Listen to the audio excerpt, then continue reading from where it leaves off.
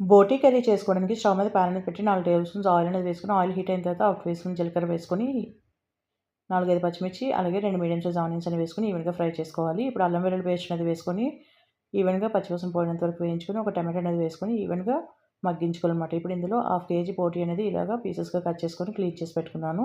ఇందులో ట్రాన్స్‌ఫర్ చేసుకొని ఇప్పుడు ఇందులో రుచికి తగ్గట్టు ఉప్పు అనేది వేసుకొని ఈవెన్‌గా మిక్స్ చేసి మూత అనేది ప్లేస్ చేసుకొని ఇలా మూత తీసి చూసినట్టయితే మనకి వాటర్ కంటెంట్ అనేది ఉంటుంది. ఇది మొత్తం కూడా ఇంకిపోవాలన్నమాట. మీడియం ఫ్లేమ్‌లో పెట్టి ఉడికించుకోవాలి. ఇప్పుడు వాటర్ మొత్తం ఇంకిన తర్వాత 2 టేబుల్ స్పూన్స్ కారం అనేది వేసుకొని ఈవెన్‌గా కలుపుకొని ఒక కప్పు చింతపండు రసము, అలాగే ఒక కప్పు వాటర్ అనేది యాడ్ చేసుకొని ఈవెన్‌గా మిక్స్ చేసి మూత అనేది ప్లేస్ చేసి నీళ్ళు మొత్తము ఇంకినంత వరకు ఉడికించుకోవాలి.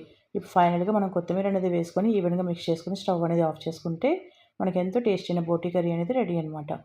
మీరు నా ఛానల్ ఫస్ట్ టైం చూసినట్టయితే ప్లీజ్ ఛానల్‌ని సబ్స్క్రైబ్ చేసుకోండి. అలాగే మీ ఫ్రెండ్స్ అండ్ ఫ్యామిలీ మెంబర్స్‌కి షేర్ చేయండి. ఈ వీడియో నచ్చినట్టయితే ఒక లైక్ చేయండి. Thanks for watching.